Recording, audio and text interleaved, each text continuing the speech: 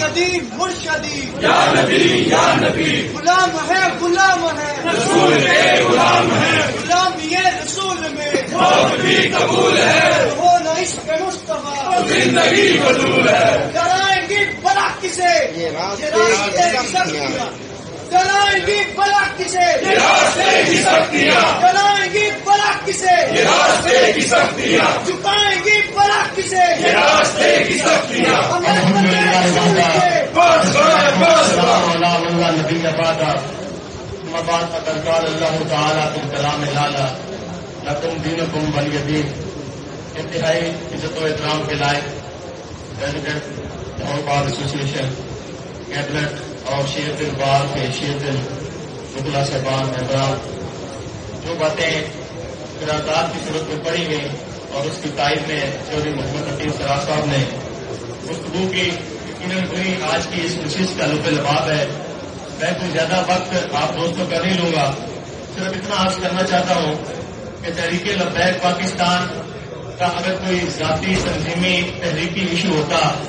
یا ان کے جو مینڈیٹ کو چلایا گیا تھا اس کا کوئی ایشو ہوتا تو یقیناً ہم لوگ ان کا کبھی ساتھ نہ دیتے. ہم لوگ کبھی ان کا ساتھ نہیں دیتے. ہم ان کا ساتھ کیوں دے رہے ہیں؟ وہ اس لیے کہ اس وقت پاکستان کے اندر عاشقان رسول صلی اللہ علیہ وسلم کی جو دل کی آواز تھی کہ فرانس کے سفیر کو اور اس کے ناپاک وجود کو اس پاک دیش سے بے دخل کیا جائے، اس پر گورنمنٹ آف پاکستان نے ایک معاہدہ کیا تھا.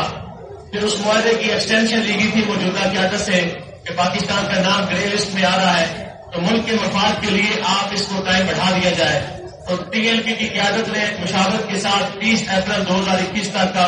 وقت حکومت پاکستان کو دیا اور اس معاہدے پر وزیر داخلہ کے دستخط ہے اور اس کو announce prime minister of Pakistan نے کیا. افسوس وہ ملک جو اسلام کے نام پہ بنا، افسوس اس بات کا جو اسلام کے نام پہ ہمیں 1947 میں پاکستان دیا گیا جس میں اسلام کو جو ہے نافذ کیا جائے گا، اور یہ واحد اسلامی ریاست ہے جو مدینہ منورہ کے بعد جو ایک نظریہ کے نام پہ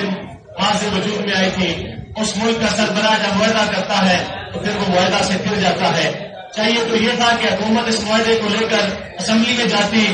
اور اسمبلی اگر اس کو پاس کر دیتی تو اس ناپاک ملک کے ناپاک سفیر کو اس پاک دیش سے بے دخل کیا جاتا. اگر اسمبلی نہ پاس کرتی حاکم بدہن تو یہ کہنے میں اپنا حق رکھتے تھے کہ ہم تو معاہدہ کے مطابق اس کو اسمبلی میں لے گئے. لیکن جس ملک کا ہیڈ معاہدے کی خلاف ورزی کرے آپ اس کی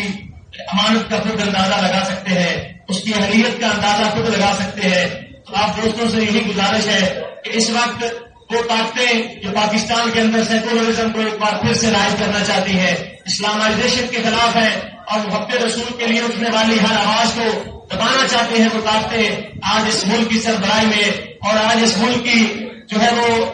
پوری سپورٹ اس کی کر رہی ہے. اس طاقتور آواز کو جو ہے وہ دبا دیا جائے. تو اس صورت میں ہمارا بھی فرض بنتا ہے ہم بطور مسلمان جو ہے عشق رسول صلی اللہ علیہ وسلم کی اس تحریک کو کامیاب کرنے کے لیے بتانے لگے. غلام ہے رسول